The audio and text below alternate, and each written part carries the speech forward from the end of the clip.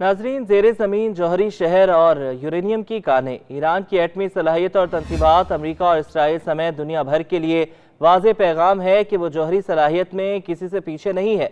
गुज़श्ता दिनों ईरान में आने वाले ज़लज़ले के बाद क़यास सराहियाँ की गई कि ईरान ने एटमी धमाका किया है, जिसकी वजह से ज़लज़ले के झटके महसूस किए गए।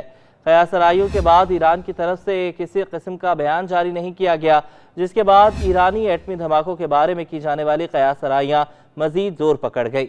अगर ईरान की जौहरी तनसीबात की बात की जाए तो इसको 4 अहम शाखों में तकसीम किया गया है, जिनमें तहकीकी मराकज़, मखसूस अफजूदगी के मकामात, जौहरी रिएक्टर और यूरेनियम की कानें शामिल हैं। कारून न्यूक्लियर पावर प्लांट ईरान का ताज़ा तरीन जौहरी मंसूबा है, जिसकी तामीर का काम सन 2022 में मुल्क के जुनूब मगरब में तेल की दौलत से मालामाल सूबा खुज़ेस्तान में शुरू हुआ, जिसकी मुजव्वज़ा सलाहियत 300 मेगावाट बताई जाती है। ईरानी सरकारी ज़राए के मुताबिक जौहरी तवानाई से चलने वाले इस पावर प्लांट की तामीर में 8 साल लगेंगे और इस पर तकरीबन $2 अरब के अखराजात आएंगे। ईरान ने रवां साल मई में ऐलान किया था कि वो इस मौसम ख़ज़ा में कारून जौहरी पावर प्लांट के लिए जौहरी जजीरे की तामीर शुरू करने का इरादा रखता है। ईरानी एटॉमिक एनर्जी के सरबराह मोहम्मद इस्लामी के मुताबिक इस जजीरे में इमारतों और सहूलियात का एक कॉम्प्लेक्स शामिल होगा, जो जौहरी पावर प्लांट में जौहरी रिएक्टर के ऑपरेशन को यकीनी बनाएगा। बूशर न्यूक्लियर पावर प्लांट ईरान का वाहिद जौहरी पावर प्लांट है जो खलीज फारस के साथ वाक़े है। ईरान का जौहरी प्रोग्राम 1974 में जर्मनी की मदद से बूशर में ही 2 कमर्शियल जौहरी रिएक्टर्स बनाने के मंसूबे के साथ शुरू हुआ, लेकिन 5 साल बाद इस्लामी इनकलाब के साथ ही इस मंसूबे पर काम रुक गया था। ईरान ने 1990 की दहाई में रूस के साथ इस मंसूबे पर दोबारा काम शुरू करने के लिए एक मुआहदे पर दस्तखत किए, लेकिन इस दौरान अक़वाम मुत्तहिदा की सलामती कौंसिल में ये मामला उठाया गया और ईरान में यूरेनियम की अफजूदगी को रोकने के लिए करारदाद मंजूर हुई, जिसकी वजह से मास्को की जानिब से ताख़ीर हुई। दिसंबर 2007 में रूस ने ईरान को अफजूदा यूरेनियम सिलेंडरों की फराहमी शुरू की और रिएक्टर सितंबर 2011 में ईरान के कौमी बिजली के ग्रिड निज़ाम से मुंसलिक हुआ, जिससे 700 मेगावाट बिजली पैदा होने लगी। अगस्त 2013 में इंटरनेशनल एटॉमिक एनर्जी एजेंसी ने तस्दीक की कि बूशर रिएक्टर पूरी सलाहियत से काम कर रहा है, ताहम इसके डिज़ाइन की बिना पर हिफाजती खदशात पैदा हुए। ये डिज़ाइन जर्मन और रूसी मॉडल्स का एक मुरक्कब है। इसके मुतालिक खदशात में से एक इसका महल वक़ू है, क्योंकि ये एक ऐसे इलाके में मौजूद है जहाँ ज़लज़ले आते रहते हैं।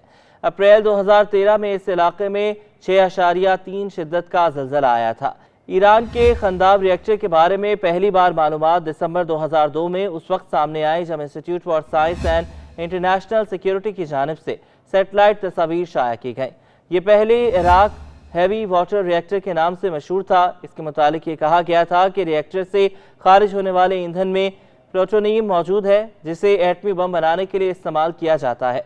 फिर अगस्त 2011 में IAEA ने इस साइट का दौरा किया, जिसके बाद ईरान ने इस इदारे को सन 2014 के अवाइल में रिएक्टर को चलाने के मंसूबे से आगाह किया। एक heavy water production plant reactor को पानी फराहम करता है, लेकिन फिलहाल ये IAEA के मुआयने के तहत नहीं है। ताहम एजेंसी सैटेलाइट से ली जाने वाली तस्वीर के जरिए इसकी निगरानी जारी रखे हुए है। 2012 में एजेंसी ने तस्दीक की कि प्लांट अब भी काम कर रहा है। आलमी ताकतें जौहरी फैलाव के खदशात की वजह से इराक रिएक्टर को बंद करने की कोशिशें कर रही हैं। नवंबर 2013 में अमेरिका, रूस, चीन, बरतानिया, फ्रांस, जर्मनी और ईरान के दरमियान इसके जौहरी प्रोग्राम पर एक अबूरी मुआहदा तय पाया था। इस मुआहदे के तहत ईरान ने यूरेनियम की अफजूदगी और ज़ख़ीरा अंदोज़ी पर पाबंदियों के साथ साथ मुतादिद जौहरी मुकामात पर तनसीबात को बंद करने या तब्दील करने पर भी इत्तेफाक किया था। 2015 के मुश्तरका जामे प्लान ऑफ एक्शन के तहत ईरान ने रिएक्टर की मजीद तामीर रोक दी, इसका कुछ बुनियादी हिस्सा हटा दिया और इसे नाकाबिले इस्तेमाल बनाने के लिए कंक्रीट से भर दिया। ईरान ने बैनुल-अक़वामी जौहरी तवानाई एजेंसी को 2026 तक रिएक्टर को फ़ाल करने के अपने मंसूबे से आगाह किया, जो मुमकिना फैलाव के खदशात के बायस बैनुल-अक़वामी तवज्जो मबजूल कर रहा है। गार्जिन यूरेनियम की कान ईरान की अहम साइट है। ईरान ने दिसंबर 2010 में ऐलान किया था कि इसने पहली बार घरेलू सतह पर यूरेनियम ऐसे कंसनट्रेट, जिसे येलो केक कहा जाता है, तैयार किया है और इसे अफजूदगी के लिए तैयार रिएक्टर तक पहुंचाया है। इंटरनेशनल एटॉमिक एनर्जी एजेंसी का कहना है कि बंदर अब्बास की बंदरगाह के करीब गाचीन का उनका मकसद اصل میں فوجی جوہری پروگرام کے لیے یورینیم کا ماخذ بنانا تھا، تاہم موجودہ پیداوار پاور ری ایکٹر کی ضروریات کو پورا کرنے کے لیے کافی نہیں ہے۔ پہلے یہ سمجھا جا رہا تھا کہ ایران کے پاس یلو کیک کی محدود سپلائی ہے جو جنوبی افریقہ سے درآمد کی جاتی ہے، لیکن گاچین کان کے کھلنے کے ساتھ ہی تہران نے ساغند میں 2 نئی کانیں اور اردکان میں یلو کیک پروڈکشن پلانٹ کا اضافہ کیا۔ جنوری 2014 میں IAE کے معائنہ کاروں کو 2005 کے بعد پہلی بار گاچین کان کا دورہ کرنے کی اجازت دی گئی، جو ایران کے جوہری سرگرمیوں کی نگرانی کے لیے بڑھتے ہوئے بین الاقوامی دباؤ کی عکاسی کرتی ہے۔ 2006 میں ایران کے اصفہان نیوکلیئر ریسرچ سینٹر میں یورینیم پروسیسنگ کی سہولت پر کام شروع کیا، جس کا مقصد یلو کیک کو 3 اہم شکلوں میں تبدیل کرنا تھا۔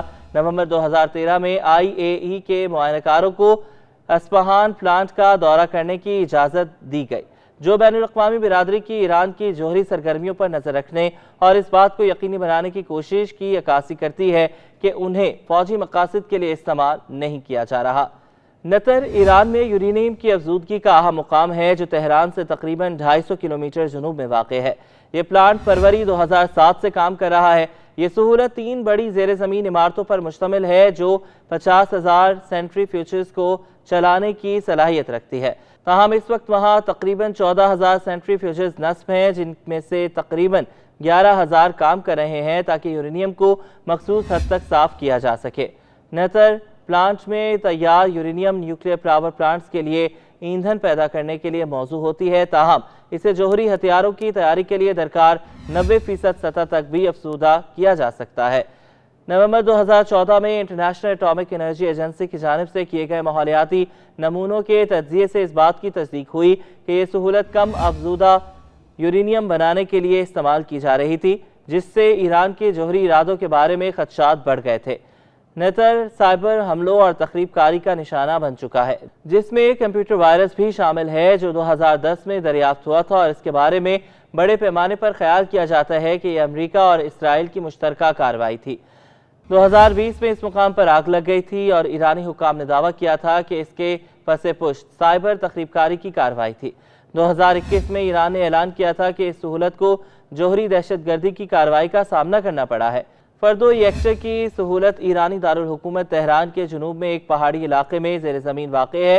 ایران نے ستمبر 2009 میں بین الاقوامی جوہری توانائی ایجنسی کے سامنے اس سہولت کی موجودگی کا اعتراف مغربی انٹیلیجنس سروسز کی طرف سے اس کی دریافت کے بعد کیا۔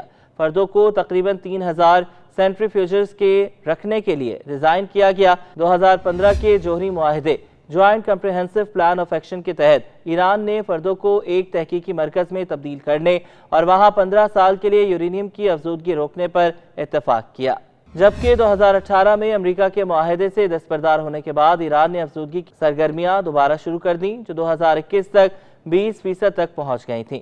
نومبر 2022 میں ایران نے اپنی افزودگی کو 60% تک بڑھا دیا۔ اس یورینیم کو تہران میں طبی تحقیقی ری ایکٹر کے لیے بطور ایندھن استعمال کیا جاتا ہے اور یہ کینسر کے مریضوں کے علاج کے لیے ریڈیو آئسوٹوپس تیار کرتا ہے۔ اگرچہ ایران نے بڑی طاقتوں کے ساتھ عبوری جوہری معاہدے کے ایک حصے کے طور پر جنوری 2014 میں اس کی سرگرمیاں معطل کر دی تھیں، لیکن بعد میں ایران نے اسے دوبارہ شروع کیا۔ پارچین ملٹری سائٹ تہران کے جنوب میں واقع ہے اور یہ بنیادی طور پر گولہ باری، میزائل اور دھماکہ خیز مواد کی تحقیق، ترقی اور پیداوار کے لیے استعمال ہوتی ہے۔ 2004 کے بعد سے ہی ایران کے جوہری پروگرام میں اس سائٹ کے کردار کے بارے میں خدشات اٹھائے جا رہے ہیں۔ 2005 میں IAEA کے معائنہ کاروں کو پارچین کے کچھ حصوں تک دوبارہ رسائی دی گئی، جہاں انہوں نے ماحولیاتی نمونے حاصل کیے۔ اگرچہ 2006 کی ایک رپورٹ میں کوئی غیر معمولی سرگرمی نہیں ملی، لیکن سائٹ کے بارے میں شکوک و شبہات برقرار رہے۔ IAEA نے بار بار اس سہولت کا دورہ کرنے کی کوشش کی اور سن 2011 کے آخر میں نئی تعمیر کا مشاہدہ کیا۔ فروری 2012 میں عالمی معائنہ کاروں کو رسائی فراہم کرنے سے انکار کی وجہ سے ایجنسی نے ایران میں غیر اعلانیہ جوہری مواد اور سرگرمیوں کی عدم موجودگی کے بارے میں قابل اعتماد یقین دہانیاں فراہم کرنے سے انکار کیا، جس سے ایرانی جوہری پروگرام کے ممکنہ عسکری صلاحیت کے بارے میں بین الاقوامی تشویش اور خدشات میں اضافہ ہوا۔ جنوری 2012 میں ایران نے اعلان کیا کہ اس نے قم شہر کے قریب فردوں میں زیر زمین مقام پر یورینیم کی افزودگی شروع کر دی ہے، لیکن اس جگہ کو خفیہ طور پر بنایا گیا تھا۔ لیکن ستمبر 2009 میں سیٹلائٹ تصاویر سامنے آنے کے بعد ایران کو اس کے وجود کو تسلیم کرنے پر مجبور کیا گیا۔ جون 2011 میں ایران نے IAEA کو مطلع کیا کہ اس نے درمیانی درجے کی افزودہ یورینیم تیار کرنے کا منصوبہ بنایا ہے۔ ایران نے اندیا دیا تھا کہ افزودہ یورینیم کو اس کے تہران ریسرچ ری ایکٹر کے لیے ایندھن کے طور پر استعمال کیا جائے گا، جو طبی آئسوٹوپس تیار کرتا ہے۔ تاہم یورینیم کو 20% سے 90% تک افزودہ کیا جا سکتا ہے، جو جوہری ہتھیار بنانے کے لیے درکار ہوتی ہے۔ نومبر 2013 میں طے پانے والے عبوری جوہری معاہدے کے تحت ایران نے درمیانی درجے کی افزودہ یورینیم کی پیداوار بند کر دی اور اپنے ذخیرے کو کم خطرناک شکلوں میں تبدیل کر دیا۔ نومبر 2014 میں جاری ہونے والی IAEA کی تازہ ترین رپورٹ میں اس بات کی تصدیق کی گئی کہ فردو سائٹ پر 5% تک افزودہ یورینیم تیار کی جا رہی ہے۔